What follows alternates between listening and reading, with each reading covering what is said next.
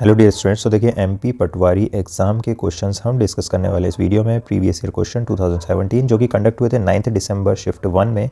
तो चलिए अब देखिए पहला क्वेश्चन हमसे क्या पूछ रहा है कि पहला स्टेट कौन सा था जहाँ पे जीएसटी लेजिस्लेटिव असेंबली में पास हो गया था, और आंसर है आसाम।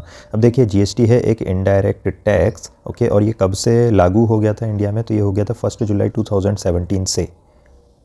कि अब अगर इसके अलावा कुछ इंपॉर्टेंट पॉइंट्स देखें तो देखिए GST 101st constitutional amendment act से आया है और ये सबसे पहले इम्प्लीमेंट हुआ था फ्रांस में। और अगर इसके मोटो की बात की जाए तो देखिए इसका मोटो है one nation one tax one market motto, okay. और इंडियन जीएसटी जो है ये बेस्ड किस पर है, कैनेडियन मॉडल पे, और किसके रिकमेंडेशन पर ये अप्लाई हुआ था, तो विजय केलकर कमेटी, ओके, ये आपको याद रखना है। अब देखिए इसके अलावा कुछ इंपॉर्टेंट पॉइंट देखें तो देखिए कॉन्स्टिट्यूशनल अमेंडमेंट एक्ट है 101st, बट अगर कॉन्स्टिट्यूशनल अमेंडमेंट बिल देखा जाए तो ये है 122nd, ओके। तो ये आपको याद रखना है कि कौन से बिल से आया, तो 122nd कॉन्स्टिट्यूशनल अमेंडमेंट बिल से आया है जीएसटी, ओके। चलिए अब देखते हैं नेक्स्ट क्वेश्चन, इसके बाद में क्वेश्चन नंबर 2।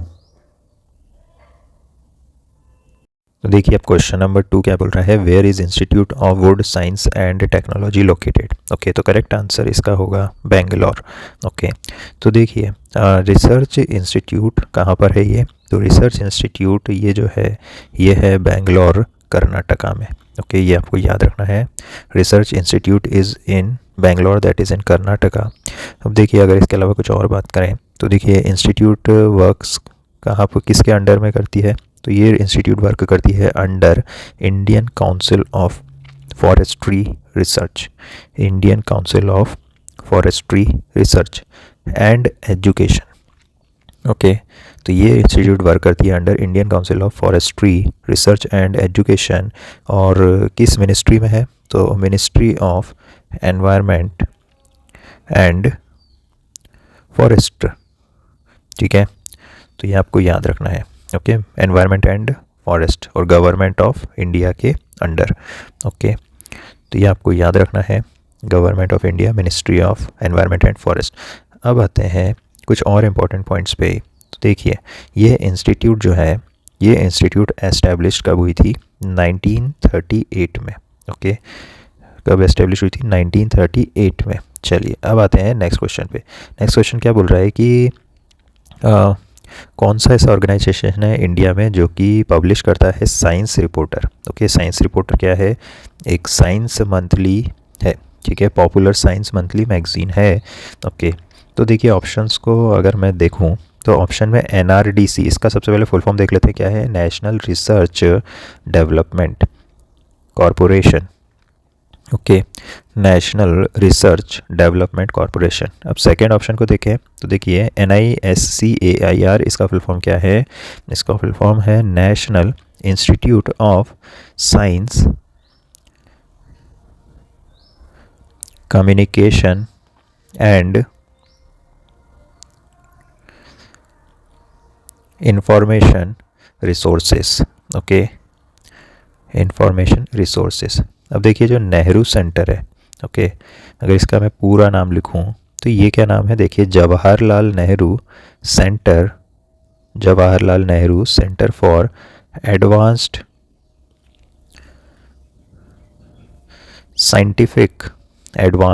साइंटिफिक रिसर्च,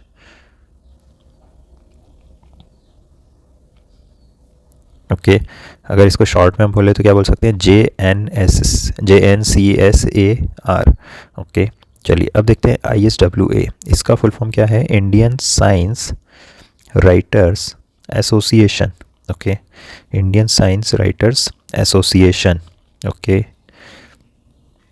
तो देखिए अगर मैं कुछ और इसके लिए इंपॉर्टेंट बात करूँ तो आंसर इसका करेक्ट क्या है, NISCAIR।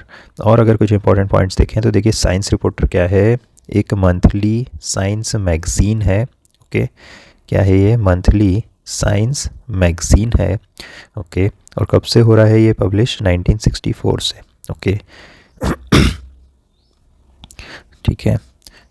तो अब जो NISCAIR है, ठीक है, ये ऑपरेट्स किसके अंडर करती है, CSIR के अंडर, ओके।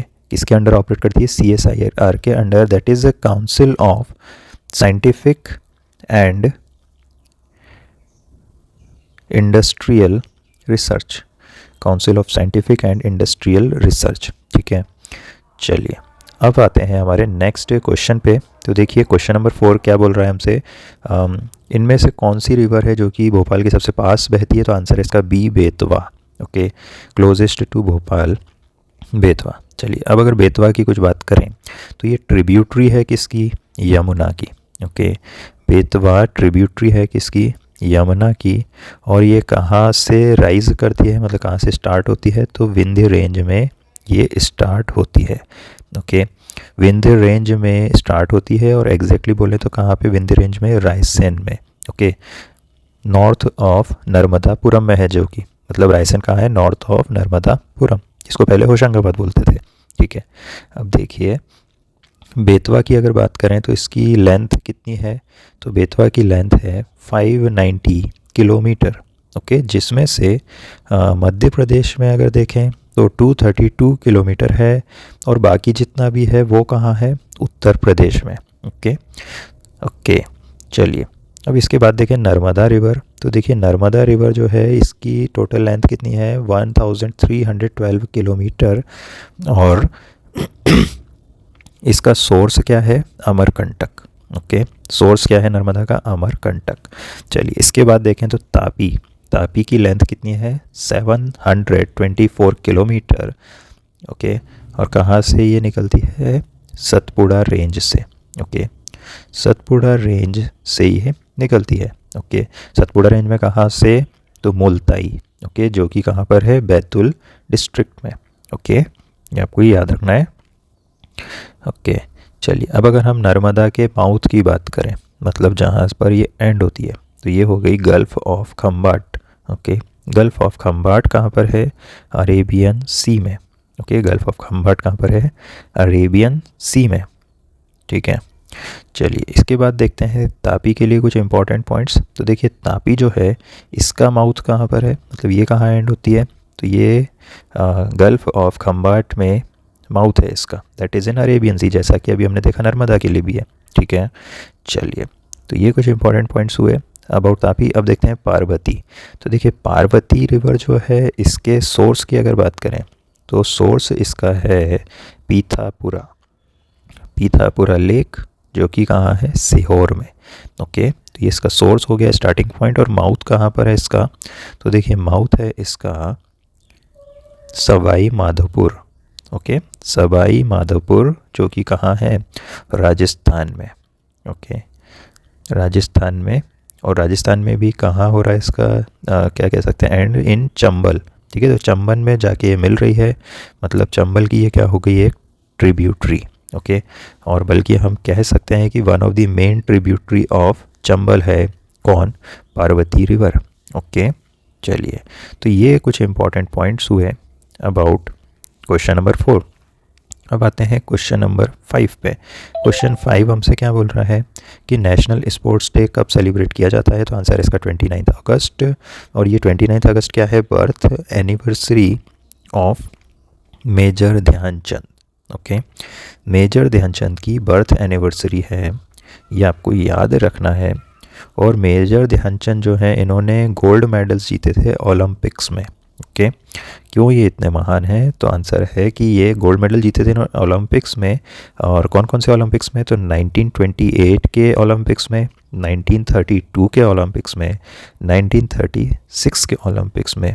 ठीक है, इन्होंने स्कोर करे थे गोल्स और इनको गोल्ड मेडल मिला था। और ओवरऑल कैरियर में देखें तो इन्होंने 400 गोल्स, 400 से ज़्यादा गोल्स स्कोर करे थे। ओके, तो उम्मीद करता हूँ ये आपको क्लियर हुआ। Thank you for watching, all the best.